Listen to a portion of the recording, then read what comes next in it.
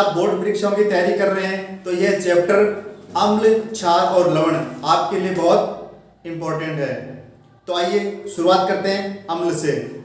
अम्ल ये स्वाद में खट्टा होता है, चखने पर खट्टा होता है, नीले लिटमस को लाल कर देता है, लिटमस पत्र का रंग लाल कर देता है, जलीय विलयन में H धन आयन देता है, जल में घोलने पर H धन आयन देता है। अम्लों के उदाहरण HCl हाइड्रोक्लोरिक अम्ल, H2SO4 सल्फ्यूरिक अम्ल और HNO3 नाइट्रिक अम्ल। दैनिक जीवन में देखिए, दैनिक जीवन में नींबू का रस, अंगूर, संतरा, इमली, दही, इनमें अम्ल होता है। ये सारे पदार्थ खट्टे हैं। जल में घोलने पर देखिए, अम्ल अधिक मात्रा में और जल कम है तो वो सांद्र कहलाएगा। यदि अम्ल कम मात्रा में और जल अधिक मात्रा में घुला हुआ है तो वो तनु कहलाएगा। क्षारक बेस, तो देखिए स्वाद में कड़वा होता है, क्षारक चखने पर कड़वा होता है, लाल लिटमस को नीला कर देता है, लाल रंग का लिटमस पत्र है उसका रंग नीला कर देता है। जलीय विलयन में OH ऋण आयन देता है, जल में घोलने पर क्षारक OH ऋण आयन देते हैं। उदाहरण क्षार कौन कौन से देखिए, पोटेशियम हाइड्रोक्साइड, सोडियम हाइड्रोक्साइड और NH4OH अमोनियम हाइड्रोक्साइड। दैनिक जीवन में हम देखते हैं साबुन, सर्फ पाउडर, शैम्पू इत्यादि, ये सब क्षारक के उदाहरण हैं। अब एक शब्द और है क्षार। क्षार क्या होता है? जल में घुलनशील क्षारक को क्षार कहते हैं। जो जल में घुल जाए आसानी से उसको क्षार कहेंगे। उदाहरण सोडियम हाइड्रोक्साइड NaOH। सूचक, सूचक क्या होते हैं? सूचक दिए गए विलयन में अम्ल या क्षारक की उपस्थिति का पता लगाता है। अम्ल और क्षारक की उपस्थिति के कारण इनका रंग बदल जाता है। सूचक कितने प्रकार के होते हैं? सूचक 3 प्रकार के हैं, प्राकृतिक सूचक, कृत्रिम सूचक और गंधीय सूचक। आइए पहले देखते हैं प्राकृतिक सूचक। प्राकृतिक सूचक वे सूचक जो पौधों से प्राप्त होते हैं उन्हें प्राकृतिक सूचक कहते हैं। प्राकृतिक सूचक के उदाहरण लिटमस और हल्दी। तो देखिए लिटमस अम्लीय विलयन में लाल रंग देता है, लिटमस क्षारक के विलयन में नीला हो जाता है। हल्दी, हल्दी अम्लीय विलयन में पीला रंग देती है, यानी वैसा ही रहता है। हल्दी क्षारक के विलयन में लाल रंग देती है, हल्दी का रंग लाल हो जाता है क्षारक के विलयन में। दूसरा है कृत्रिम सूचक। वे सूचक जो रसायन से बनाए जाते हैं, यानी प्रयोगशाला में बनाए जाते हैं, उन्हें कृत्रिम सूचक कहते हैं। उदाहरण कृत्रिम सूचक के उदाहरण पहला देखिए फिनोल्फ्थेलिन, दूसरा मेथिल ऑरेंज। फिनोल्फ्थेलिन क्षारक के विलयन में गुलाबी रंग देता है और अम्ल के विलयन में पानी जैसा रंग। फिनोल्फ्थेलिन का रंग क्षारक में गुलाबी हो जाता है और अम्ल के विलयन में पानी जैसा, कोई रंग नहीं, रंगहीन कलर। मेथिल ऑरेंज क्षारक के विलयन में पीला रंग देता है और मेथिल ऑरेंज अम्ल के विलयन में लाल रंग देता है। तीसरा है गंधीय सूचक। ऐसे पदार्थ जिनकी गंध अम्ल या क्षारक माध्यम में बदल जाए उन्हें गंधीय सूचक कहते हैं। कैसे? देखिए प्याज का रस, वेनिला और लौंग का तेल, ये गंधीय सूचक हैं। इनकी जो गंध है वो अम्लीय माध्यम में समान रहती है या तीक्ष्ण हो जाती है, जबकि क्षारक माध्यम में इनकी गंध बदल जाती है, गायब हो जाती है। अम्लीय माध्यम में समान रहती है और क्षारक माध्यम में गंधीय सूचक है, इनकी गंध गायब हो जाती है। अम्ल और क्षारक के रासायनिक गुणधर्म। अम्ल और क्षारकों में कौन कौन से रासायनिक गुण होते हैं, आइए सबसे पहले बात करते हैं धातु से अभिक्रिया। धातु से अभिक्रिया करवाएंगे सबसे पहले अम्ल की। तो देखिए अम्ल प्लस धातु, लवण प्लस हाइड्रोजन गैस। धातु से अभिक्रिया कराने पर अम्ल लवण देते हैं और हाइड्रोजन गैस देते हैं। उसका उदाहरण देखिए 2HCl प्लस जिंक क्लोराइड और हाइड्रोजन गैस। तो अम्ल के साथ धातु की अभिक्रिया करने पर लवण बनता है। यही अभिक्रिया क्षारक के साथ करवाएंगे। तो क्षारक की धातु से अभिक्रिया करवाने पर इसी में लवण और हाइड्रोजन गैस बनती है। क्षारक भी धातु के साथ अभिक्रिया करके लवण और हाइड्रोजन गैस बनाता है। देखिए NaOH ये क्षारक है, जिंक धातु है, इनकी अभिक्रिया कराएंगे तो Na2ZnO2 ये एक लवण बनेगा और हाइड्रोजन गैस मुक्त होती है। तो अम्ल और क्षारक दोनों धातु के साथ हाइड्रोजन गैस देते हैं और लवण बनाते हैं। हाइड्रोजन गैस की पहचान कैसे करेंगे, हमें क्या पता कि इस अभिक्रिया में हाइड्रोजन गैस बन रही है। तो देखिए हाइड्रोजन गैस का परीक्षण। इस अभिक्रिया में हाइड्रोजन गैस से निहित परख नली के पास जब एक जलती हुई मोमबत्ती लाई जाती है तो पॉप की ध्वनि उत्पन्न होती है। इस अभिक्रिया में जहां हाइड्रोजन गैस बन रही है उस परख नली के पास जलती हुई मोमबत्ती लाएंगे तो जलती हुई मोमबत्ती के पास पॉप की ध्वनि उत्पन्न होगी। यह हाइड्रोजन गैस का परीक्षण है। धातु कार्बोनेट व धातु बाइकार्बोनेट के साथ अभिक्रिया। सबसे पहले धातु कार्बोनेट। अम्ल धातु कार्बोनेट के साथ अभिक्रिया करके लवण, CO2 तथा जल बनाता है। इसका उदाहरण देखिए, ये अम्ल है धातु कार्बोनेट, ये धातु सोडियम धातु, इसके साथ कार्बोनेट जुड़ा हुआ है Na2CO3। इस धातु कार्बोनेट के साथ अभिक्रिया करके NaCl लवण, कार्बन डाइऑक्साइड और जल बनाता है। इसी तरह धातु बाइकार्बोनेट के साथ अम्ल की अभिक्रिया। धातु बाइकार्बोनेट से अभिक्रिया करके अम्ल है वो लवण, कार्बन डाइऑक्साइड और जल बनाता है। यहाँ देखिए NaHCO3 धातु बाइकार्बोनेट है तो इसके साथ भी लवण और जल बनाता है। यहाँ पर ध्यान देने वाली बात यह है कि क्षारक धातु कार्बोनेट और बाइकार्बोनेट से कोई अभिक्रिया नहीं करते, जबकि अम्ल है वो इनसे क्रिया करके लवण, कार्बन डाइऑक्साइड और जल बनाते हैं। हमने पढ़ा कि अम्ल धातु कार्बोनेट से अभिक्रिया करके लवण और कार्बन डाइऑक्साइड गैस बनाता है। तो कार्बन डाइऑक्साइड गैस की पहचान कैसे होगी, आइए परीक्षण करते हैं। कार्बन डाइऑक्साइड का परीक्षण। जब CO2 को चूने के पानी में प्रवाहित करते हैं तो पानी का रंग दूधिया हो जाता है। पानी का रंग दूधिया हो जाता है तो ये तय हो जाता है कि गैस कार्बन डाइऑक्साइड ही है। तीसरा रासायनिक गुणधर्म है अम्ल और क्षारक की आपस में अभिक्रिया।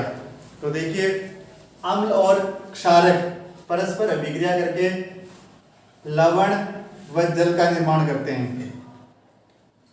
HCl हाइड्रोक्लोरिक अम्ल, सोडियम हाइड्रोक्साइड क्षारक, ये दोनों परस्पर अभिक्रिया करके NaCl सोडियम क्लोराइड लवण का निर्माण करते हैं और जल बनाते हैं। इस अभिक्रिया को उदासीनीकरण भी कहते हैं। क्यों कहते हैं उदासीनीकरण, देखिए अम्ल व क्षारक आपस में अभिक्रिया करके एक दूसरे के प्रभाव को समाप्त कर देते हैं या उदासीन कर देते हैं तथा लवण व जल का निर्माण करते हैं। इसलिए इस अभिक्रिया को उदासीनीकरण अभिक्रिया कहते हैं। नेक्स्ट है धात्विक ऑक्साइड के साथ अम्ल और क्षारक की अभिक्रिया। देखिए अम्ल धात्विक ऑक्साइड के साथ अभिक्रिया करके लवण और जल बनाता है। यहाँ पर कॉपर ऑक्साइड, ये धात्विक ऑक्साइड है, कॉपर धातु और ऑक्सीजन जुड़ी हुई है। तो अम्ल धात्विक ऑक्साइड से विक्रिया करके लवण और जल बनाता है। CuCl, ये क्या है? लवण है। और इस लवण के बनने के कारण कॉपर क्लोराइड के बनने के कारण विलयन का रंग नीला हो जाता है। तो धात्विक ऑक्साइड के साथ अम्ल लवण बनाता है। अब देखिए क्षारक धात्विक ऑक्साइड से विक्रिया नहीं करता, अधात्विक ऑक्साइड के साथ विक्रिया होगी। क्षारक अधात्विक ऑक्साइड से विक्रिया करके लवण और जल बनाता है। इसका उदाहरण देखिए, कैल्शियम हाइड्रोक्साइड, ये क्षारक है CO2, ये अधात्विक ऑक्साइड है, कार्बन अधातु है। तो इसके साथ विक्रिया करके कैल्शियम कार्बोनेट और जल, कैल्शियम कार्बोनेट ये एक लवण है। तो क्षारक अधात्विक ऑक्साइड के साथ लवण और जल बनाता है। नेक्स्ट है जलीय विलयन में अम्ल और क्षारक के क्या गुण होते हैं, क्या रासायनिक गुण होते हैं। देखिए, जलीय विलयन में अम्ल है वो H धन आयन देता है और क्षारक OH ऋण आयन देता है। अम्ल जलीय विलयन में H आयन देता है, ये H आयन स्वतंत्र नहीं रहता, ये H3O हाइड्रोनियम आयन के रूप में स्थायी रहता है। तो जल में अम्ल है, इसकी प्रकृति अम्लीय, और क्षारक है OH ऋण आयन देने के कारण इसकी प्रकृति क्षारकीय होती है। सावधानी, अम्ल और क्षारक को जल में घोलना एक ऊष्माक्षेपीय विक्रिया है, इसलिए इनको घोलते समय सावधानी पूर्वक और कांच के पात्र का ही प्रयोग करें। अम्ल और क्षारों की प्रबलता, अम्ल व क्षारकों की प्रबलता इनके द्वारा उत्पन्न H धन आयनों व OH ऋण आयनों की सांद्रता पर निर्भर करता है। तो दोस्तों, इस तरह से हमने अम्ल और क्षारक के रासायनिक गुणधर्म पढ़ लिए। नेक्स्ट टॉपिक है pH स्केल। देखिए, pH स्केल यह सार्वत्रिक सूचक है जो विलयन में H धन और OH ऋण आयनों की विभिन्न सांद्रता को अलग अलग रंगों में प्रदर्शित करता है।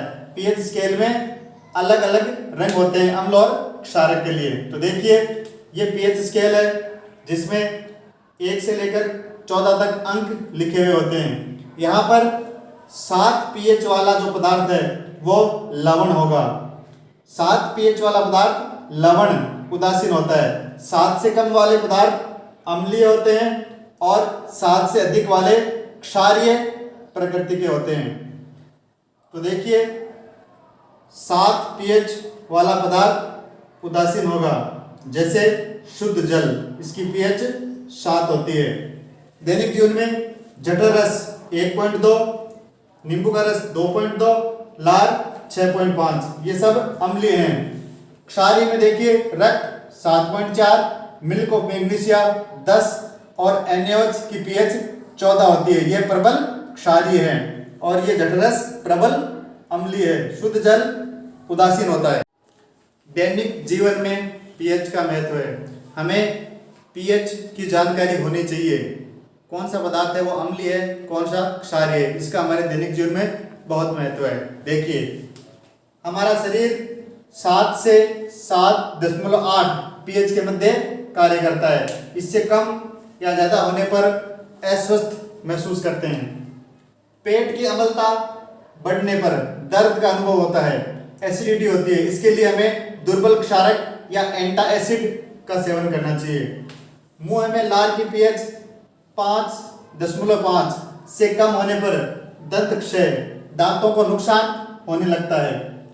मधुमक्खी का डंक मेथनोइक अम्ल छोड़ता है, जिससे हमें दर्द का अनुभव होता है। अच्छी उपज के लिए पौधों को एक विशिष्ट pH की आवश्यकता होती है। मिट्टी की एक विशिष्ट pH होती है।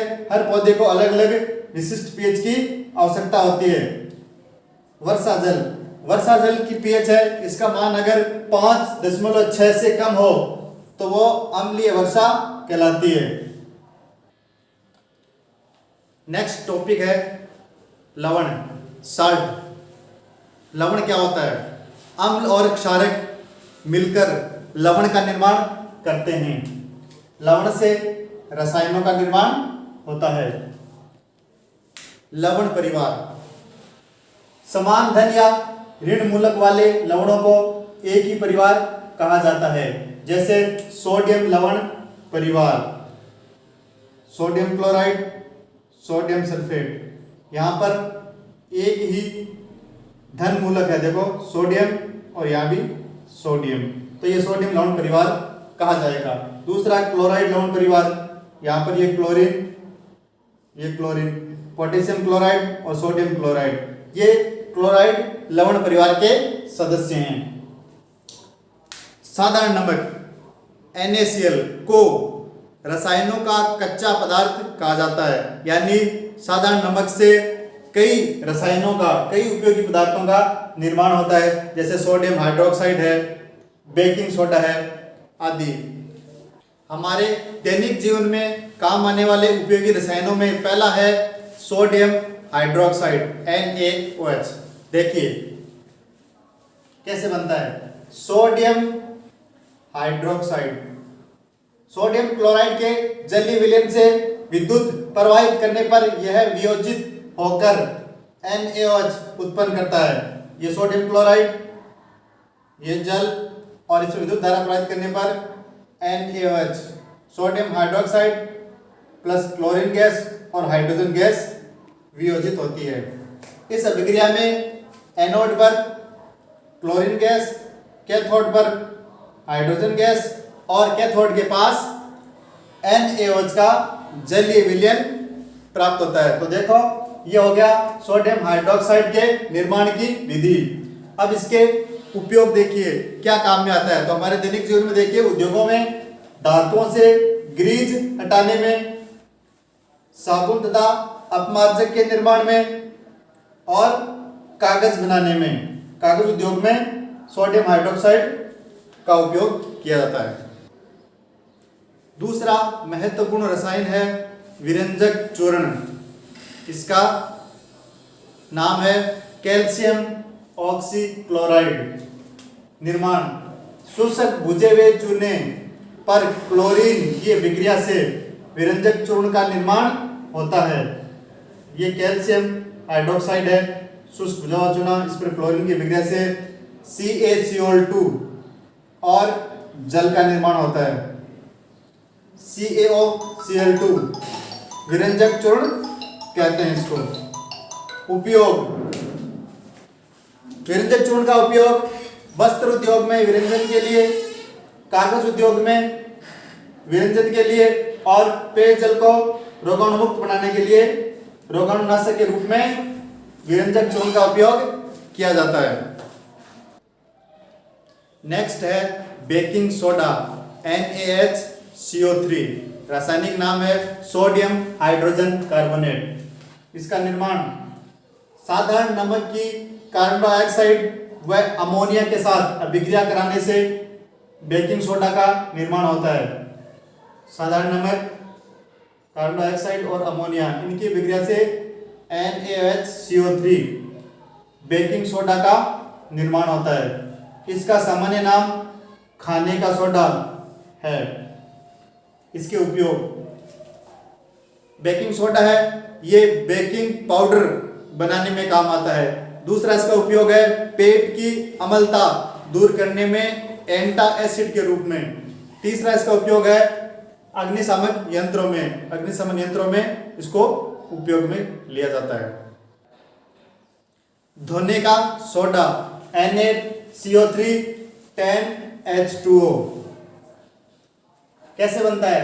बेकिंग सोडा को गर्म करके उसके प्राप्त उत्पाद को क्रिस्टलीकरण करने पर धोने का सोडा प्राप्त होता है। देखिए यह है NaCO3 बेकिंग सोडा, इसको गर्म करेंगे तो सोडियम कार्बोनेट Na2CO3 प्राप्त होगा।